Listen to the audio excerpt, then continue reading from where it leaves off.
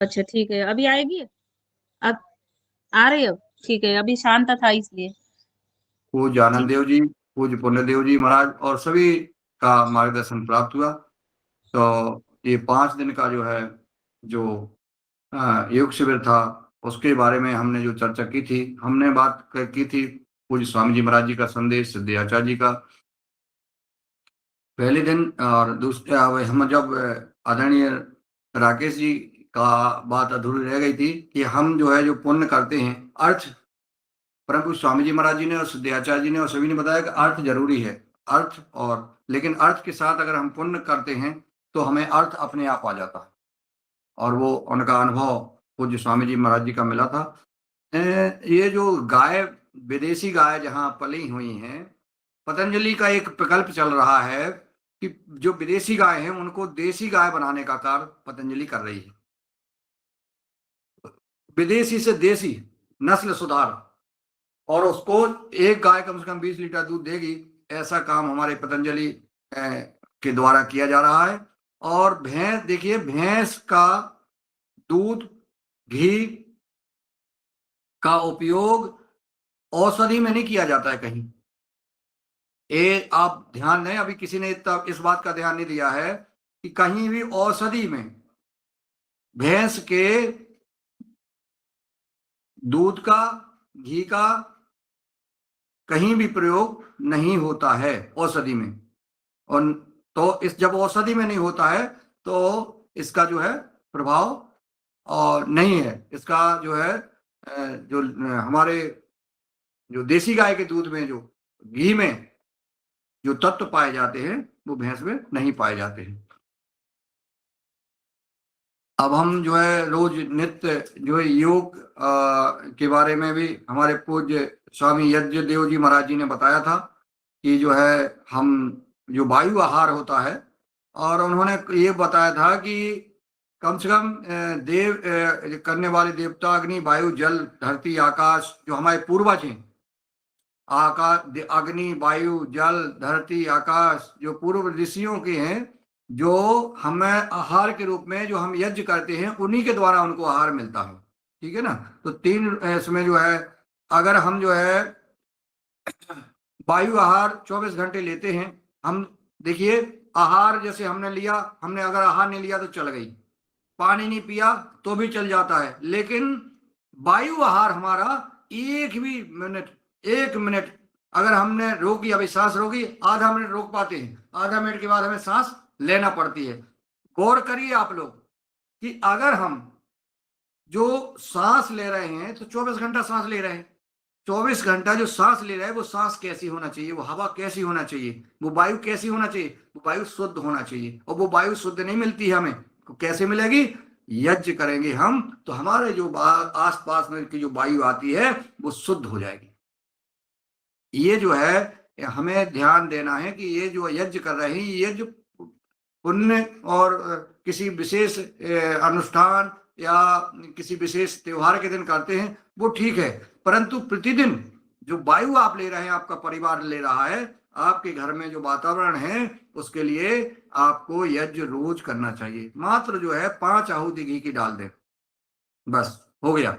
इतना सा करना आपके लिए अति आवश्यक है, क्योंकि आप जो सांस ले रहे हैं वो आपको शुद्ध मिलेगी। तो ये हमने जो है जो बैक्टीरिया है यहाँ के घर के, 5 मिनट किए गए यज्ञ से 65 से 95% बैक्टीरिया फंगस को साफ करता है। देखिए आप, अगर आपने 5 मिनट जो है आपने यज्ञ कर दिया, मात्र 5 मिनट, उसके जो फंगस हैं, जो बैक्टीरिया हैं, वो 95% तक आपके फंगस पूरे घर से बाहर हो जाते हैं। कितना बड़ा लाभ है यज्ञ करने से। तो ये अपने लिए बहुत जरूरी है, योग और योग के साथ यज्ञ करना चाहिए।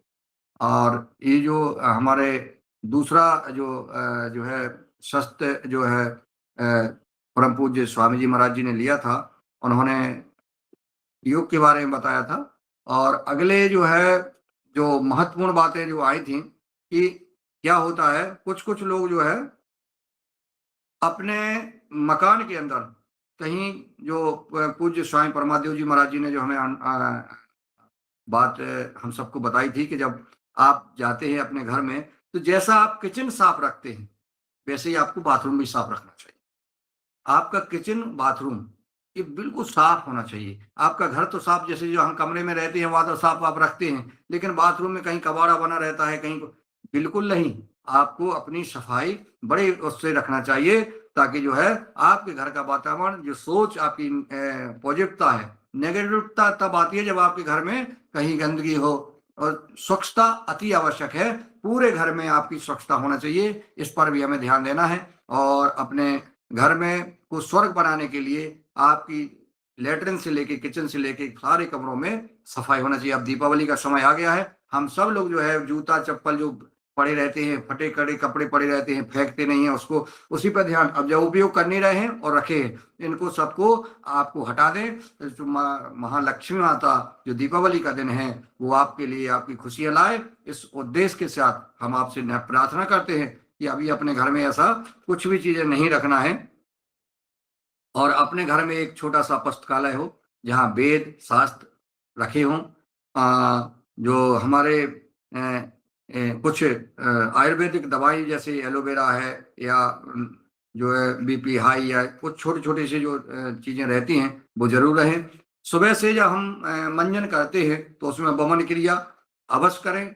कुछ बुखार आता है अगर, तो उसमें लाघन लें, गुनगुना पानी पिएं, तो हमें बुखार नहीं आएगा। हम जब हमें कुछ नहीं होता है तो हम खूब खाते पीते रहते हैं, उस बीच बीच में हमारा लांघन देना बहुत जरूरी है। जैसे व्रत करना, व्रत उपवास करना, उपवास करते तो खूब फलार कर लेते हैं, तो वो नहीं हो पाता है। ऐसा करना चाहिए ताकि हमारे आने वाले समय में हमारी स्वास्थ्य के लिए बहुत लाभकारी हो और हम लोगों को बता सकें। और हमारे जो भारतीय शिक्षा बोर्ड का जो कार्यक्रम चल रहा है, भारतीय शिक्षा बोर्ड इस देश के युवाओं के भविष्य बनाने के लिए, ऐसा नहीं है कि भारतीय शिक्षा बोर्ड अगर है, अगर हम काम कर रहे हैं तो वो पतंजलि के लिए कर रहे हैं, या पूज्य स्वामी जी के लिए कर रहे हैं, या हम क्या करें, हमें क्या लेना देना है। ये जो काम कर रहे हैं, जो कर्म कर रहे हैं, वो अपने लिए कर रहे हैं। आपका अगर भविष्य में अगर बच्चों में सद्गुण आएंगे, अगर वीरता आएगी और ऊर्जा आएगी, तो वो आएगी आपके आसपास। आप जब जहां कहेंगे, जहां बोलेंगे, अगर आपके आसपास आपके पास बच्चे अच्छे हैं, ऊर्जावान हैं, राष्ट्रवादी हैं, तो आपके मोहल्ले में, आपके समाज में, आपके गांव में कोई भी विधर्मी ताकत नहीं आ सकती है। और अगर आपके बच्चे अमेरिका और भूटान और विदेशों में पढ़ रहे हैं, तो उन्हें आपसे कोई लेना देना नहीं, उन्हें तो अपने माता पिता से लेना देना नहीं है कुछ। अभी एक घटना याद आ गई, अभी मैं उसमें पढ़ा था, पेपर में ही खबर थी, वो ऐसी झूठी खबर नहीं है। एक पिताजी का देहांत हो गया, उनके बेटे जो है और बहू अमेरिका में थे, विदेश में थे। उनकी बेटियां उनके घर आई, उनका देहांत हो जाने के बाद, पता है, बेटे ने व्हाट्सएप पे ऑनलाइन उनका दाह संस्कार देखा। अब बताओ आप, वीडियो कॉल करके बेटे दाह संस्कार करने नहीं आए। ये बहुत बड़ी बात है। एक माँ जो है अपने फ्लैट में बैठी बैठी सूख गई, और वो सूखी हुई हड्डियां जो है अड़ोस पड़ोस में जब वो बदबू बदबू देने लगी होंगी, तब वहां दरवाजा तोड़ा गया और उसको देखा गया, तो एक माँ जो है अकेली बुढ़ी जो है। ये है स्थिति। तुम किन को लिए कर रहे हो? तुम अपने बच्चों को विदेश पढ़ा रहे हो, भारी पैसा लगा के, 5-10 लाख करोड़ रुपया खर्च करके हमारा बच्चा अमेरिका पढ़ेगा, हमारा बच्चा विदेश में पढ़ करके बहुत बड़ा। बच्चा कहाँ? अरे विदेश में पढ़ रहा है इनका बच्चा, वाह क्या बात है। अभी तो कहने में तो लग रहा है, जब बच्चा विदेश में पढ़ के आएगा ना, और जब वो आएगी ना बहू, तब पता पड़ेगा आपको। ऐसे नहीं, हमें ऐसे बच्चों को देश विदेश में नहीं पढ़ाना है। हमारी जो गुरु परंपरा है, अब आप देखिए, परम पूज्य स्वामी जी महाराज जी कहाँ पढ़े, सिद्धाचार्य जी कहाँ पढ़े? गुरुकुल में पढ़े। और गुरुकुल में पढ़ करके उन्होंने आज क्या कर दिया, तो विचार उनके क्या आए। और आज जो बच्चे जो पढ़ रहे हैं, वो अपने पिताजी और माताजी का दाह संस्कार करने नहीं आ रहे हैं, उनको देखने नहीं आ रहे हैं। ऐसे बच्चों से क्या लाभ मिलता है उनको? तो और हमारा जो जैसे बलवान, उन्होंने कहा कि देखिए भीम जो हमारे भीष्म और दुर्योधन, कर्ण, रावण, बाली, ये कितने बलवान थे, बहुत बलवान थे। इनसे कोई बड़ा समर्थवान नहीं था, जिन्हें कोई पराजय नहीं कर सकता था, जिनके हमने नाम पढ़े हैं। रावण, रावण से ज्यादा कोई बलवान ज्ञानवान नहीं था। कर्ण, कर्ण से ज्यादा वीर कोई नहीं था। दुर्योधन, भीष्म, भीष्म जैसे प्रतिज्ञावान, और बाली। लेकिन जब इन्होंने अनित का साथ अगर कोई देता है, अगर कोई गलत मार्ग पे चला जाता है, तो कितने ही विद्वान हो, कितने ही बलशाली, कितने ही अर्थवान हो, अगर आप अर्थवान हैं, बलशाली हैं, विद्वान हैं, लेकिन अगर आपका मार्ग गलत हो गया तो आपका भी जो है पराजय, विनाश निश्चित है। इसलिए हमारा जो कल्चर है, जो हमारी सोच है, वो हमें पवित्र रखना है, हम जैसे सुग्रीव की तरह, राम की तरह। अब राम जो है जब अयोध्या से वनवास लंका के लिए गए, तो वहां सीता जी का हरण हो गया। जब सीता जी का हरण हुआ, तो क्या भाई अयोध्या वाले तो भी तो असहयोग कर सकते थे। जब कोई अपना, भाई उनको 14 वर्ष का वनवास था, तो वो अयोध्या नहीं आते, लेकिन लंका में सहयोग तो ले सकते थे।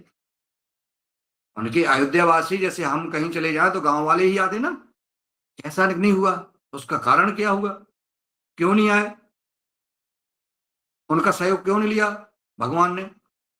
इसलिए कि सबको, सर्वे भवन्तु सुखना, सबको जोड़ करके हमको, देखिए बानर, भालू, रीछ, निषादराज, केवट, सभी वर्ग को, सभी प्राणियों को, सभी जीवों को एक समान मान करके सबका सम्मान करना चाहिए हमें। और उनको, उनका भगवान राम ने उनका सबका सहयोग लिया, लेकिन अयोध्या वालों का किसी एक व्यक्ति का सहयोग नहीं।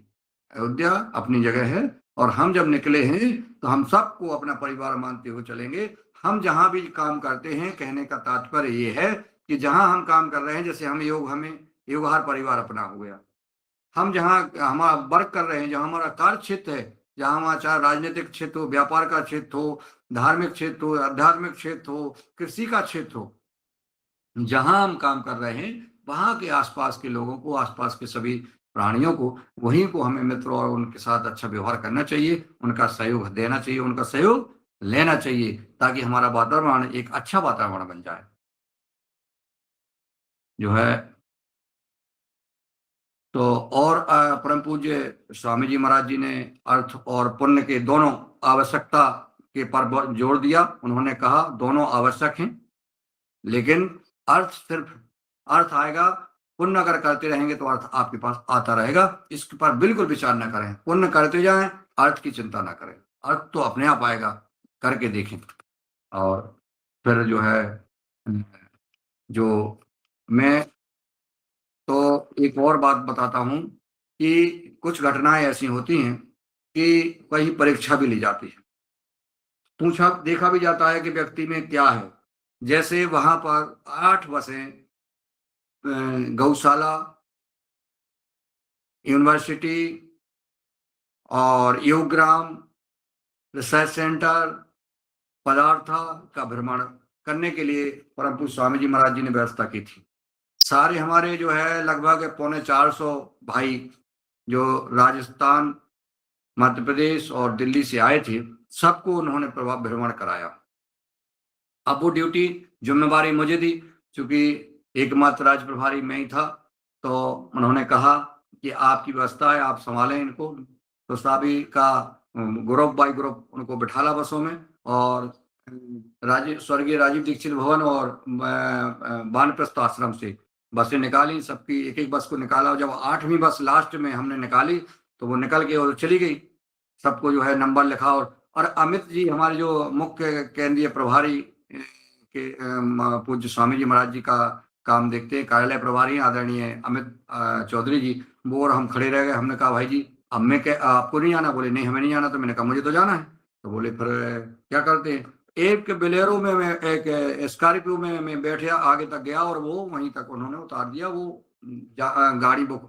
अब ये गाड़ियां चली गई, और एक कच्चा रास्ता था खेतों में, और वो दूसरे रोड को जाता था। मैं पैदल वहां से और वहां तक पहुंचा।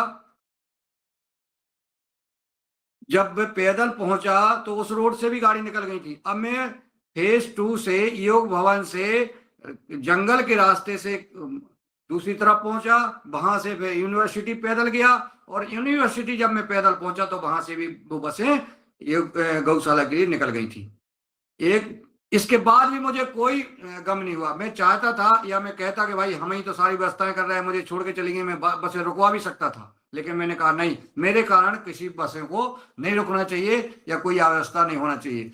वहां से जब यूनिवर्सिटी से मैंने पूज्य स्वामी जी महाराज जी को फोन लगाया, मैंने कहा महाराज जी गाड़ियां निकल गई हैं गौशाला के लिए, तो अगर कोई वाहन हो। तो उन्होंने एक वाहन भेजा मुझे, और फिर मैं गौशाला गया। गौशाला में जब गया तो गौशाला में भी बसें आगे निकल गई, और कुछ 4-5 भाई जो है रह गए, जो जैसा बताया गया था कि किसी को रहना नहीं, लेकिन कुछ कुछ हो जाते हैं, कितने ही समझाओ लेकिन।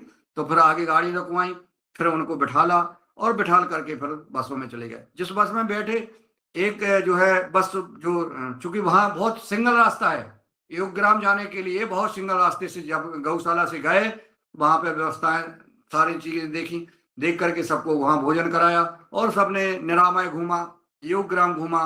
और वहां योगग्राम और निरामय की जब बात देखें, ऐसे लगा जैसे स्वर्ग में आ गए।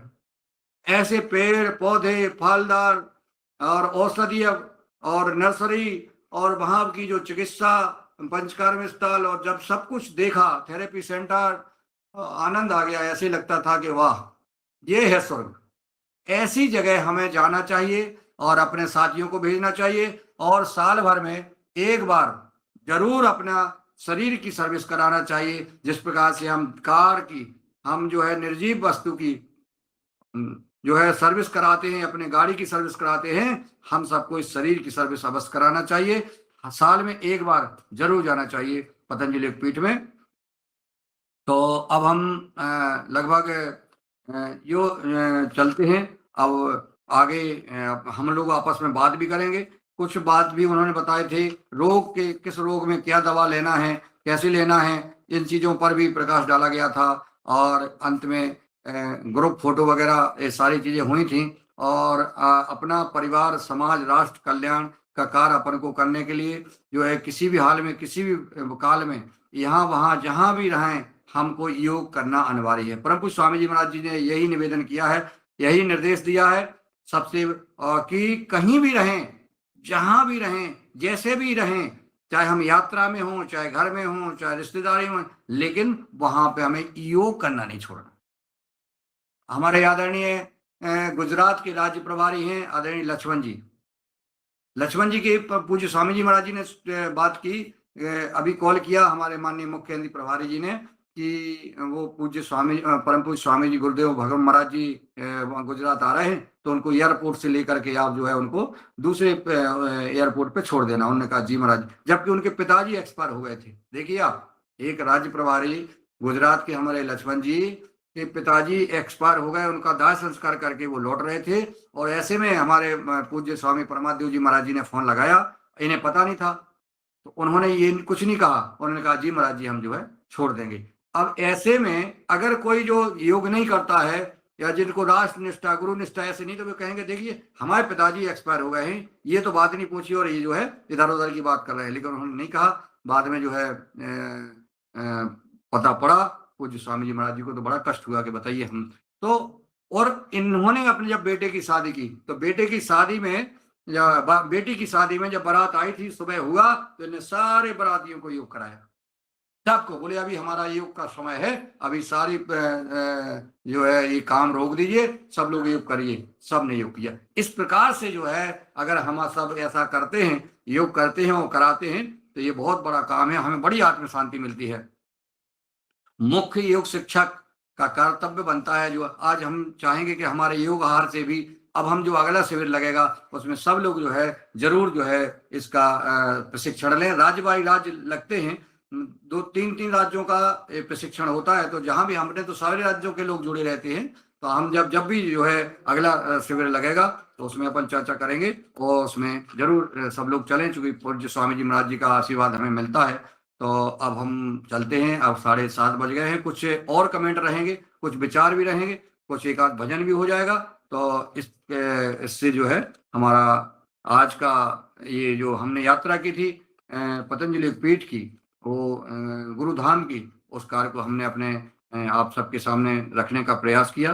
और यही काम था, यही बात थी, सूर्यधार के लक्षण बताए थे पूरे, हर चीज जो है। सिद्धि आचार्य जी ने, हाँ सिद्धि आचार्य जी की बात और रह गई है। सिद्धि आचार्य जी ने कहा था कि हम दशहरे को रावण जलाते हैं। अब ये रावण जलाते तो रावण तो पहले ही जो है कभी का हो गया, खत्म हो गया। अब उस क्या जलाते हो? रावण जलाने से कुछ नहीं होता है। मुंह में गुटखा भरे हो, शराब पी रहे, बीड़ी पी रहे, सिगरेट पी रहे, उल्टे सीधे कार कर रहे हो, तो तुम रावण खुद हो और तुम दूसरे रावण को जला रहे हो। इससे कुछ नहीं होने वाला। नेपाल में रावण नहीं जलाया जाता है। नेपाल में दशहरे के दिन बड़ों का आशीर्वाद लेने के लिए पूरे नगर में लोग जाते हैं और बड़ों का आशीर्वाद लेते हैं, प्रणाम करते हैं। यह अंदर का रावण हमने अगर जला दिया तो सब कुछ हो गया। ऐसा परम पूज्य परम सिद्धि आचार्य जी ने जो है कहा था, हम सबको बताया था। और उन्हीं के द्वारा ये कहा गया था कि राम ने जो है अयोध्या वासियों को साथ नहीं लिया था। उन्होंने रावण को राम ने मार दिया, अब किसको जला रहे हो? उन्होंने कहा संकल्प लें कि इतने लोगों को हम योग सिखाएंगे और योग सिखा करके अंदर का रावण खत्म करेंगे, तो आपका दशहरा हो गया, आपका दीपावली हो गई। आप जो है ये संकल्प लें कि हमें कितने लोगों को योग सिखाना है, योग सिखाना है, और योग सिखाएंगे, उनके अंदर का रावण अगर मर जाएगा तो आपका पुण्य हो गया, तो आपका दशहरा और दीपावली मन गई। ईश्वर सामने दर्शन देकर, आप जैसे कहते हैं कि भगवान जो है सामने दर्शन दे, सामने दर्शन देने पर क्या है आपका कल्याण है। ईश्वर जो कहेंगे, और वो आपके माता पिता कहते हैं, आपके मित्र भी कहते हैं, आपका बच्चा भी कहता है, निश्चित जो है जो आपस में एक दूसरे से बात करते हैं वो अच्छी बात करते हैं, वही ईश्वरीय वाणी है। उसी को ईश्वरीय वाणी मान करके हमें आगे बढ़ना चाहिए। ऐसा सिद्धि आचार्य जी ने जो है हम सबको मार्गदर्शन दिया था। तो अब 7:30 बज गए हैं। आज हम अपनी बात को यहीं विराम देंगे, और हमें आदरणीय पवन कुमार जी उपस्थित हैं, आदरणीय दिनेश जी सेमवाल जी उपस्थित हैं, आदरणीय डॉक्टर किशोर दुबे जी उपस्थित होंगे, और जो जो पुराने लोगों को हम नहीं सुन पाए थे कई दिनों से, उनको अपन आज सुनेंगे। आधा घंटे उनका मार्गदर्शन प्राप्त होगा, उनका कमेंट होगा, और मैं रंजना जी से निवेदन करूंगा कि आप संचालन करें, और सबको बारी बारी से जो उनके कई दिनों से हमने आवाज नहीं सुन पाई है उनका हम कमेंट लेंगे योग क्लास पर, और आज के इस दूसरे सेशन पर आदरणीय रंजना जी संचालन करने का कष्ट करेंगी। है क्या? जी धन्यवाद। जी है। जी, जी जी। हाँ जी, बहुत सुंदर। आपने पूरा हरिद्वार का प्रवास और वहाँ पर जो भी कार्य हुए उनके बारे में आपने बहुत सुंदर जानकारी दी। और इसी दौरान जैसे कि आपने कहा है, तो अब हम चलते हैं। आदरणीय श्री पवन कुमार सर को मैं सादर आमंत्रित करती हूँ।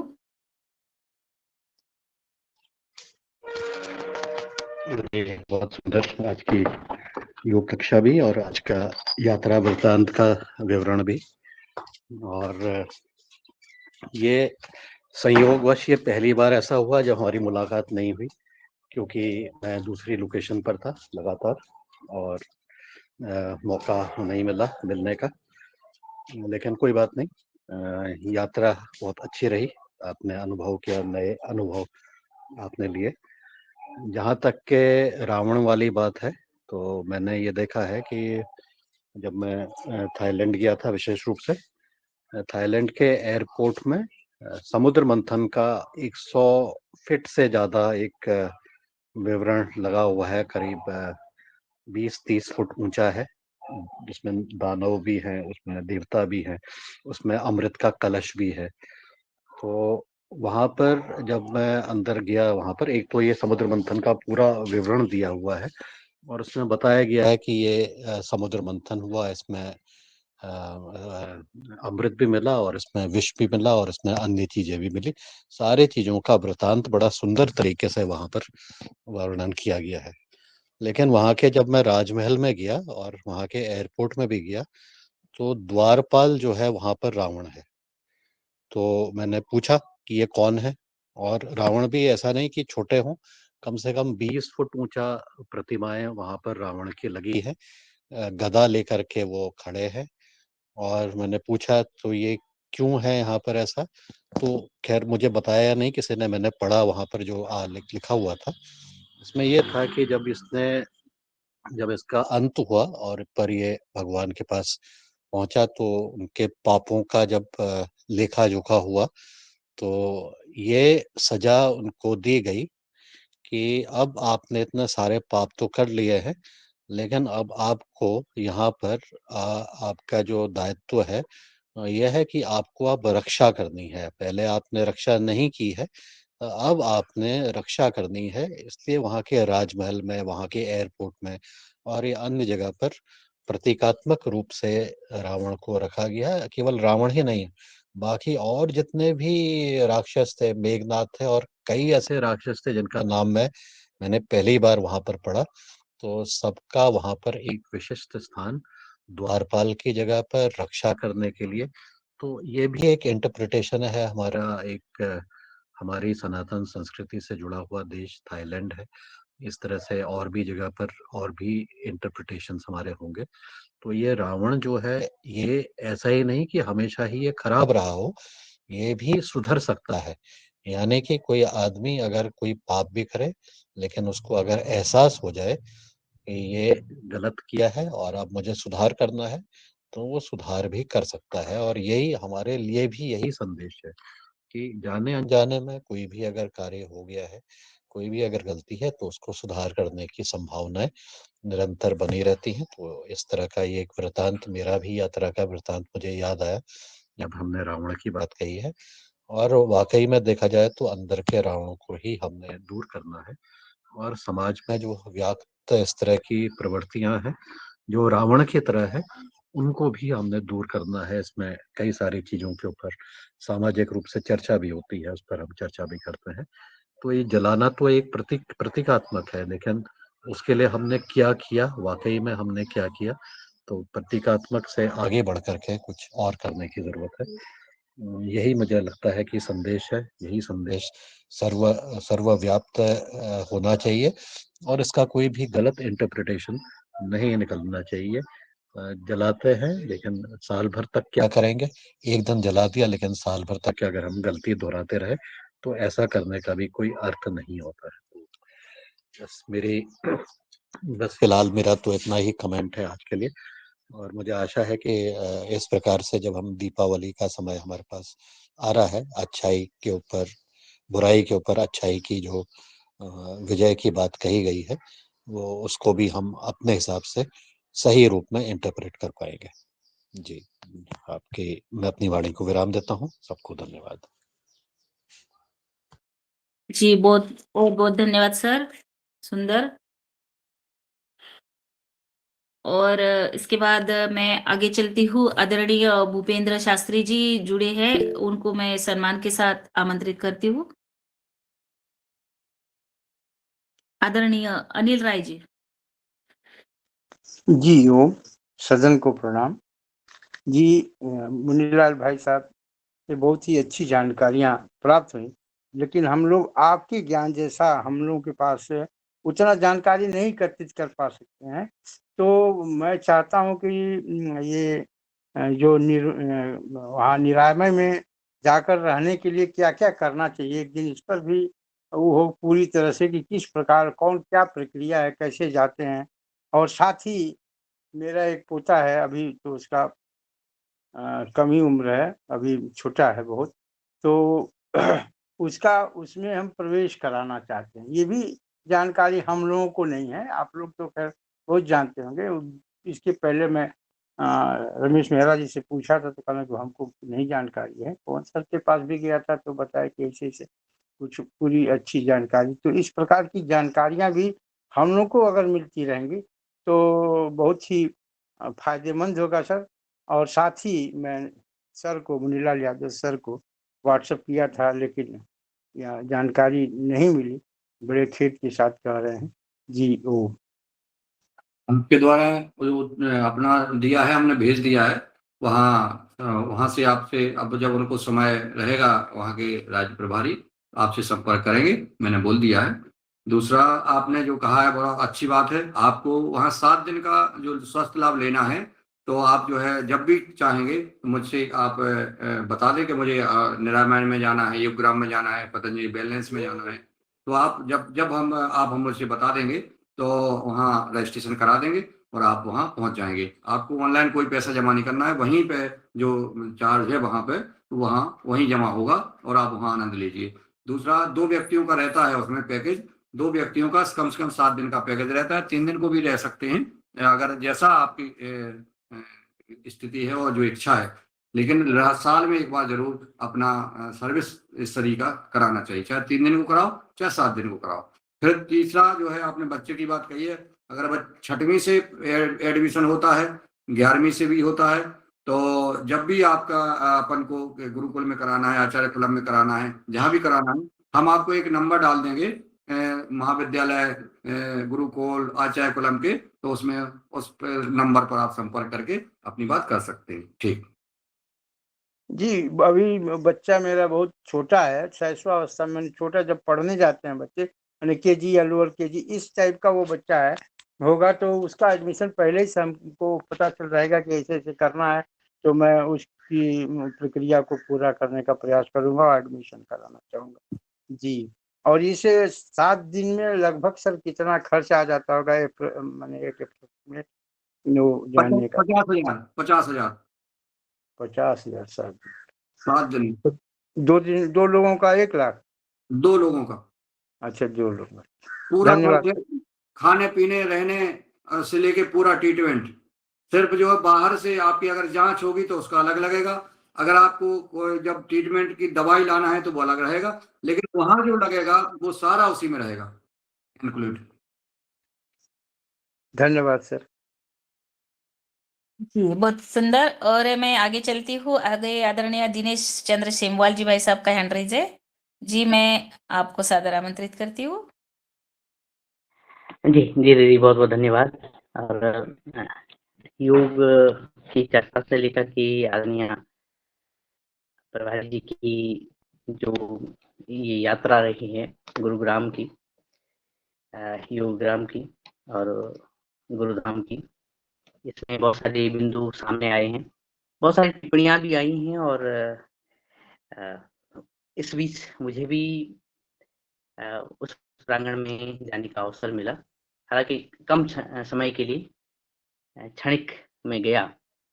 और मैंने आदरणीय मुनीलाल जी भाई साहब के दर्शन किए, उनसे मिला। उनसे पहले आदरणीय डॉक्टर कुसुम भारद्वाज जी से मैं मिला, और ये संयोग रहा कि मैं साथ में मिला और मैं असल में एक छोटी सी यात्रा में था, और उसी यात्रा के माध्यम से मैं सुबह कोई 5 बजे घर पहुंचा विकास नगर। फिर वहां से मैंने कहा आज तो जाना ही है, वरना फिर ये मौका हाथ से निकल जाएगा।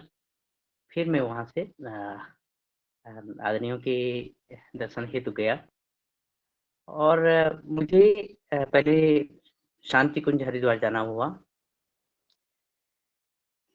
मैं दीदी से मिला वहाँ पे समाधि स्थल पे प्रणाम करने के बाद, और फिर हमने कुछ बात की, थोड़ी बात की, फिर हम देर तक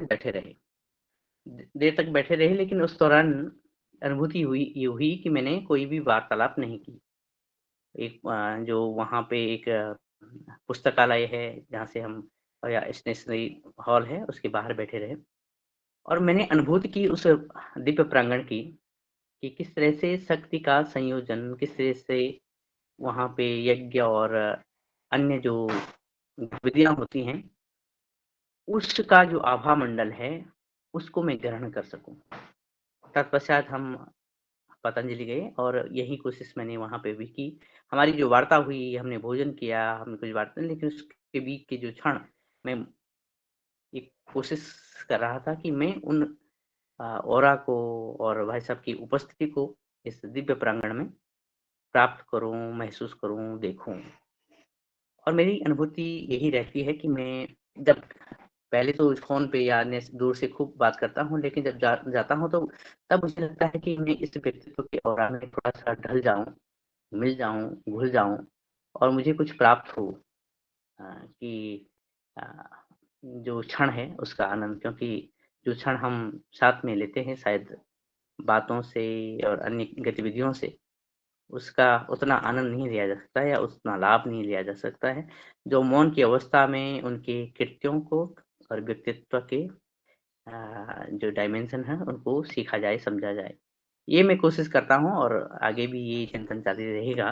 द्वितीय बात, उसी चिंतन पे जब बात आती है तो पिछली बार देखा गया जो रावण की बात हो रही थी, आसमान ने रावण को जलने नहीं दिया और मैंने घर में बताया कि रावण के पुतले जो हैं इसमें नहीं जलेंगे, तो मेरी बेटी है दिव्या, उसने कहा कि पापा जिन्होंने समय पे जला दिया तो उनका रावण जल गया, जिन्होंने समय पे नहीं जलाया तो उनका रावण नहीं जला और उनका रावण गल जाएगा। दूसरे दिन सोशल मीडिया पे ये खबर थी कि रावण जला नहीं, गल गया। बहुत सारे जो कागज के पुतले थे वो पानी से, बारिश से वो गल गए थे, उन पे आग न लगने के कारण वो गल चुके थे। लेकिन मैं सोचता हूँ कि रावण वास्तव में ये तो हमारा भ्रम है। जो हम रावण कहते हैं वो हमारा भ्रम है, क्योंकि अगर देखा जाए तो राम और रावण में किंचित मात्र का, बहुत ही तृण मात्र का अंतर है और हमारे व्यक्तित्व की जो कालिक है, जो गड़बड़ी है और कह सकें कि हम बहुत अच्छे व्यक्ति हैं लेकिन हमारी चूक ही रावण है, तो कोई अतिशयोक्ति नहीं होगी, क्योंकि रावण जैसा वैज्ञानिक, रावण जैसा विद्वान, रावण जैसा समझदारी वाला व्यक्ति और रावण जैसा महापंडित, रिसर्चर संभवतः इस दुनिया में न हुआ न होगा, जिसने सभी सभी तत्वों को कंट्रोल कर लिया था। लेकिन वही एक जो नज़र हटी और दुर्घटना घटी वाली बात मैं मानता हूँ कि वो रावण में रही, वो किसी भी व्यक्तित्व में, हम में है। तो वो जो कालिक है, जो अंधेरा है, बस उतना ही रावण है, उसके अलावा तो सब राम राम है। और अगर उस रावण को भी हम अगर उस गलती के सिवा हम अपनाएं तो हमारा उद्धार ज़रूर ही है। वो होगा ही होगा और शायद वही उद्धार का भाव, वही सत्य का भाव राम है। तो आप सभी को पुनः-पुनः राम-राम। और जो योग और आहार की ये प्रवाह है, इसमें हमें ये प्रकाश मिले कि जो हम स्वयं से भी और इस देश से भी इस अंधेरे को हटाएँ। शायद यही राम को प्राप्त करने की बात होगी, रावण से मुक्त होने की बात होगी और यही प्रक्रिया हम योग और आहार के माध्यम से ज़हर को हटाने की बात भी कर रहे हैं। तो इन्हीं शब्दों के साथ आप सभी को राम-राम, धन्यवाद, प्रणाम। जी, बहुत सुंदर दिनेश भैया। और आपने रावण के बारे में और पतंजलि योगपीठ का आपका जो अनुभव, वहाँ पर आपने सबसे मिले, आपने अपनी बात रखी और जैसे ही कहा मैं है। जोड़ना चाहता हूँ जी, दीदी, मैं जो है जैसा आदरणीय दिनेश जी ने कहा है, मैं कि एक दो चीजें मेरी रह गई थी, उनको मैं, चूंकि आदरणीय जब हरिद्वार जाता हूँ तो आदरणीय दिनेश जी की याद आती है। आदरणीय हमारे डॉक्टर विनोद भट्ट जी हैं और आदरणीय पवन कुमार जी, इनसे जरूर संवाद करता हूँ मैं, क्योंकि मुझे रहता है कि कभी अगर थोड़ा इधर हैं तो कहीं मिल लें, ऐसा रहता है। तो वो चूंकि आदरणीय पवन कुमार जी पदार्था में थे और पानी बरस रहा था और उस समय जो है मिलना संभव नहीं हो पाया। दूसरे दिन परीक्षा हुई तो उसमें 7-8 बज गए, कापियाँ वापियाँ इकट्ठी करने में, फिर वो जिलेवार जिले लगाने में बहुत समय हो गया। तो एक तो ये रहा कि मैं आदरणीय पवन कुमार जी से नहीं मिल पाया।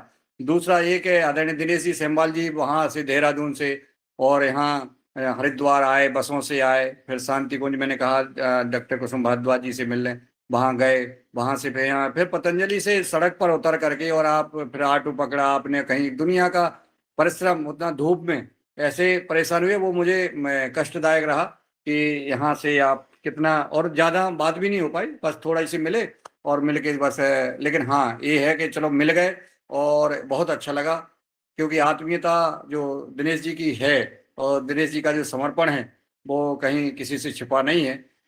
दूसरा एक और टीस जो रही है, आदरणीय हमारे प्रीता साकरे जी, आदरणीय डॉक्टर रावत जी, आदरणीय दुर्गा रहंडाली जी और एक बेटी, 4 बेटियां जो बालाघाट से हैं, उनसे मिलने का मन था। उन्होंने बहुत कीर्तिमान स्थापित किए हैं, एक से एक सफलता हासिल की है। प्रभु स्वामी जी, सिद्धाचार्य जी से पर्सनल आशीर्वाद प्राप्त हुआ है उन लोगों को।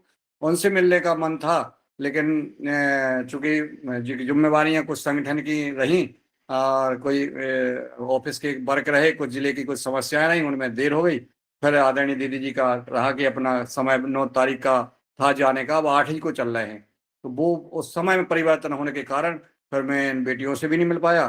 तो और ये जो है 2 चीजें जो है हमें हमेशा अभी जो है बनी हुई हैं, जब तक इसको जो है नहीं कर लेंगे। बाकी तो बहुत जैसा आपने कहा आदरणीय दिनेश जी ने, और कि अपने विकारों के बारे में, तो हम धीरे धीरे अपने विकार दूर करने का प्रयास करें आपस में, और खुले मन से बात करें। अगर मन में कोई किसी के बात है तो उससे एक दूसरे से संवाद कर लें, वो भ्रांतियां भी दूर हो जाती हैं और वो चीज दूर हो जाती है। और जैसे कि हम कहते हैं कि हम जैसा कहेंगे, जैसा बीज बोएंगे, वो कई गुना होता है। मैं हरिद्वार से दिल्ली आदरणीय डॉक्टर कुसुम भारद्वाज जी का मैंने कहा ना कि वो लेके आई, और वहाँ घर में उन्होंने नाश्ता बनाया, पराठे बनाए, सब कुछ बढ़िया, मतलब एक वो करके, और सारी चिंता की। वहां से आए तो यहाँ पर भी हम जो काम कर रहे हैं, जैसे योग कर रहे हैं, आप वो करा रहे हैं, इसका परिणाम आप बिल्कुल भूल जाएं, लेकिन बहुत पॉजिटिव परिणाम मिलेगा। ये आप करके और करते बस पुरुषार्थ करते चले, उसका परिणाम देखे, निश्चित आपको सफलता मिलेगी। जी बहन जी। ओ जी, बहुत सुंदर। धन्यवाद। और जैसे कि आपने कहा है पुरुषार्थ करना है, और रावण की बात आ रही है, तो मुझे भी ऐसे लगता है रावण विद्वान गुणी था, मगर उसका जो अहंकार था उसने उनको चकनाचूर कर दिया। तो इस तरह हमें अपने मन में अहंकार, और ज्ञानी तो बनना है, विद्वान भी बनना है, मगर अहंकार को छोड़ देना है थोड़ा सा। तो इसमें आगे मैं चलती हूँ। आगे हमारे डॉक्टर किशोर दुबे सर से सुनते हैं, उनको मैं सादर आमंत्रित करती हूँ। हाँ, धन्यवाद बहन जी। जो यात्रा और जो प्रस्तुति मुन्नीलाल जी ने की, बहुत अच्छी रही, जानकारी सबको मिली। मैं सिर्फ इसलिए हैंड रेज किया कि वो स्कूल के बारे में, एडमिशन के बारे में जो कुछ बात हमारे साथी ने कही थी, उनको मैं जानकारी देना चाहता हूँ कि वहां पे बच्चे 4 साल के ऊपर के ही लिए जाते हैं, और एडमिशन जो होती है वो तो 6 साल के बाद में पहली में होती है, लेकिन 4 से 6 के बीच में अगर उम्र में जो रहते हैं तो उसके साथ में किसी पेरेंट को वहां पे रहना पड़ता है, क्योंकि बच्चा छोटा रहता, बच्चा बच्ची जो भी है वो छोटी रहती है, तो उसके साथ में चाहे माँ हो, बहन हो, कोई भी हो, एक केयर टेकर करके वहां पे रहना पड़ता है, और उसके खान पान की सब व्यवस्था हो जाती है। और जो व्यक्ति रहता है उसको 2 घंटा 4 घंटा कुछ सेवा, जो भी वहां पे कहे उस प्रकार की सेवा भी देनी पड़ती है। तो 4 साल के नीचे में वहां पे एडमिशन नहीं होगी। 4 से 6 के बीच में अपने को एक परिवार का कोई साथी वहां पे रखना पड़ेगा। 6 के बाद में रखने की जरूरत नहीं है। और वहां पे 2 चीजें पढ़ाई जाती है, मतलब रेगुलर पढ़ाई के अलावा, एक तो एडवेंचर स्पोर्ट्स जिसको बोलते हैं। रेगुलर स्पोर्ट्स तो अपन अपने इर्द गिर्द में देखते हैं, लेकिन इससे भी अलावा कई अलग अलग नए नए प्रकार के योग और अलग प्रकार के स्पोर्ट्स वहां पे पढ़ाए जाते हैं। और एक फॉरेन लैंग्वेज भी पढ़ाई जाती है। अपना एक हिंदी, मराठी, अंग्रेजी जो भी है वो तो पढ़ाया जाता ही है, लेकिन इसके अलावा एक फॉरेन की लैंग्वेज भी वहां पे पढ़ाई जाती है। और वहां पे मतलब जो ध्यान दिया जाता है बच्चों को, स्कूल के समय, स्कूल के अलावा भी बाकी जो समय है उस समय दिया जाता है, और बहुत अच्छे से वहां पे प्रगति होती है। मैं खुद वहां पे गया था और खुद जानकारी मैंने ली है, इसलिए मैं अभी शेयर करना चाहता था। धन्यवाद। जी, बहुत सुंदर। धन्यवाद दुबे सर, और आपने बहुत अच्छी जानकारी दी। और इसी के साथ आगे चलते हैं। और वैसे समय हो रहा है, अगर किसी का कुछ संवाद है तो हैंड राइज कर सकते हैं आगे। जी, प्रणीता साकरे बहन, 8 बजे हमें समापन करना है। जी, धन्यवाद रंजना दीदी। समय की मर्यादा को ध्यान में रखते हुए मैं इतना कहूंगी कि बहुत अच्छा विषय बताया डॉक्टर किशोर दुबे जी भाई साहब ने। हम जहाँ भी बैठे ऐसी चीजें जो रहती हैं उसको निश्चित रूप से समाज के हर कोने में पहुंचाएं, क्योंकि बहुत सारी जानकारियां नहीं होने के कारण भी पतंजलि में भेजना चाहते हैं काफी सारे लोग, लेकिन जानकारी के अभाव में नहीं भेज सकते। तो इसलिए भी हमें ये एक सेवक की भूमिका में यह कार्य करना है। और बड़े अच्छे मार्मिक विषयों पर चर्चा हुई है कि संगठन के विस्तार को लेकर, रावण को लेकर के हम सब ने देखा है कि जैसे योगान में एक अनुशासन की बात आदरणीय मुन्नीलाल जी भाई साहब ने कहा, तो पूरे योगाहार में मैं डॉक्टर पवन जी भाई साहब को सादर प्रणाम करती हूँ और उनसे एक बड़ी विशेष चीजें सीखने मिलती हैं। हम सब अनुभव करते हैं कि वो बीच में कभी नहीं बोलते, कमेंट्स नहीं आते। इसका मतलब ये नहीं कि उनकी प्रतिक्रिया नहीं रहती, वो सुनते हैं और उसमें वो पूरे मार्मिक विषयों पर कि वक्ता ने क्या कहा, उस विषय के मार्मिकता में वो जाकर के उसका संचलन, उसका निचोड़ वो हम सबको परोसते हैं और समय की मर्यादा को बड़े अच्छे शिष्टाचार के साथ में वो निभाने का पूरा प्रयास करते हैं। और ये प्रतिक्रिया उनकी प्रत्यक्ष दिखती भी है, शालीनता भी, सहजता भी। एक कार्यकर्ता को कैसे होना चाहिए, अपनी भूमिका कैसे निभाना चाहिए, तो हम सबके वो एक बड़े एक आदर्श के रूप में है योगाहार में। और मैं डॉक्टर कुसुम भारद्वाज दीदी से कहूंगी कि बड़ी सच में मुन्नीलाल जी भाई साहब ने जो कहा है कि वो है ही, वो पिछली बार भी हरिद्वार शांति कुंज में वो कुछ महीने वहां रुक करके जब सेवा देकर वापस हो रही थी तो पतंजलि हमारी तीनों चारों बेटियों से मिलने गई थी वो, और साथ में बहुत सारा कुछ लेकर गई थी। तो एक दादी की भी भूमिका बोलना बहुत ज्यादा है, लेकिन कभी विषय मिलेगा तो निश्चित रूप से पतंजलि के बारे में हम बोलेंगे, समय की मर्यादा को ध्यान में रखते हुए। और रंजना दीदी ने जैसा कहा है तो आप भी हमारी आदर्श हैं, बहुत अच्छी आदर्श है। हम आप कल्पना दीदी को बहुत बहुत धन्यवाद। और दिनेश जी भाई साहब तो बड़े सात्विक और सहज, बड़े शालीनता से परिपूर्ण है। इन्हीं शब्दों के साथ में मैं अपने शब्दों को विराम देती हूँ। जय हिंद, जय भारत, ओम वंदे मातरम। जी बहन जी, बहुत सुंदर।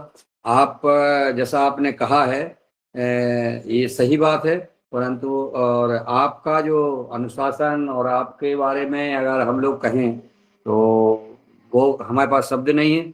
अनुशासन और आपकी जो सोच है, जो विचारधारा है, और वो आप जो कर रही हैं गाय सेवा से लेके समाज सेवा, राष्ट्र कल्याण के लिए और परिवार के उत्थान के लिए, जो हमारी बेटी ओजस भी जो है आगे बढ़ रही है, और जो आपकी स्वभाव है उसको भी हम जो है प्रणाम करते हैं। और अगर रंजना जी का वो हो जाएगा तो 5 मिनट में एक प्रार्थना के साथ पूरा पद समापन करेंगे। संचालक महोदय रंजना जी जो प्रसाद कर रही हैं लगातार हम सब के लिए, इस युवा कार्यक्रम के लिए, उनका भी बहुत बहुत साधुवाद है। अगर अनुमति हो तो फिर एक भजन प्रार्थना और इसके बाद समापन। बिल्कुल बिल्कुल बिल्कुल। अभी आप 5 मिनट बाकी है, आप भजन कर लीजिए, फिर बाद में समापन कर लेंगे। चलिए, बहुत सुंदर। एक वही प्रार्थना है। इतनी शक्ति हमें देना दाता, मन का विश्वास कमजोर होना, हम चले नेक रास्ते पे हमसे भूल कर भी कोई भूल होना, दूर अज्ञान के हों अंधेरे, तू हमें ज्ञान की रोशनी दे, हर बुराई से बचते रहे हम,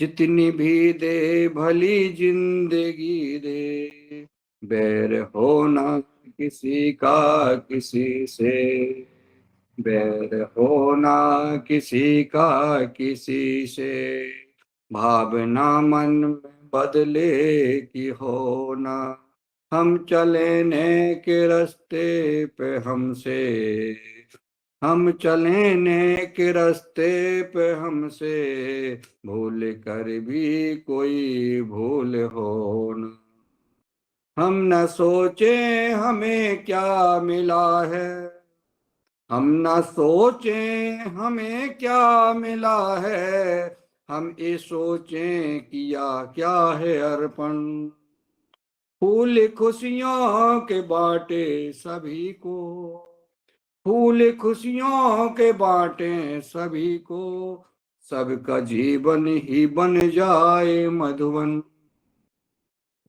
अपनी करुणा का जल तू बहा के, अपनी करुणा का जल तू बहा के, कर दे पावन हर एक मन का कोना, हम चले नेक रास्ते पे हमसे भूल कर भी कोई भूल हो ना, इतनी शक्ति हमें देना दाता, मन का विश्वास कमजोर होना, हम चले नेक रास्ते पे हमसे भूल कर भी कोई भूल हो न।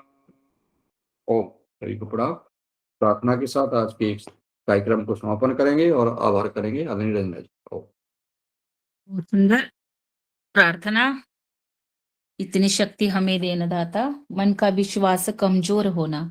बहुत अति प्रिय प्रार्थना है सबकी, और इसी तरह भाव रहने चाहिए। और अब हम चलते हैं समापन की तरफ। और सुनना था, हमारे साथ जुड़े थे आदरणीय भूपेंद्र शास्त्री जी, भुवनेश्वर राय जी, बहुत सबको सुनना था, मगर समय को देखते हुए अब हम लगता है कल भी इसे कंटिन्यू कर सकते हैं और आगे चलते हैं। आगे हमारे आदरणीय अगला योग का सत्र मुन्नीलाल भैया जी ने बहुत सुंदर तरीके से लिया, और पूरे योगाहार मंच ने बहुत अच्छे से उनके साथ सहयोग दिया। तो उनका मैं बहुत बहुत मनपूर्वक धन्यवाद। द्वितीय सत्र में भी वही मुख्य वक्ता के रूप में थे। उन्होंने बहुत अच्छे से आज पूरा हरिद्वार रावण के बारे में पूरी बहुत महत्वपूर्ण जानकारी हमें सदन में दी, और इस पर पवन सर और डॉक्टर दुबे सर और भी प्रणीता बहन, कुसुम दीदी, इन सब को, दिनेश सर, दिनेश भैया को हमने सुन लिया, और उनके भी प्रतिक्रिया कमेंट हमें मिल चुकी। आप सबका हमारे सदन में जो भी भाई बहन सुबह 5:30 बजे से जुड़े हैं, आप सबका मैं बहुत बहुत मनपूर्वक धन्यवाद आभार व्यक्त करती हूँ। और हीरालाल भैया भी है सुबह 5:30 बजे, पटेल भैया और हीरालाल भैया बिल्कुल जुड़ते हैं। तो आप सबका मैं मनपूर्वक आभार, धन्यवाद। जय श्री राम, जय जवान, जय किसान, भारत माता की जय, वंदे मातरम, जय हिंद। जय हिंद। ओ आपका भी बहुत बहुत साधुवाद, बहुत बहुत धन्यवाद कुशल संचालन के लिए और कुशल मैनेजमेंट देखने के लिए। ओ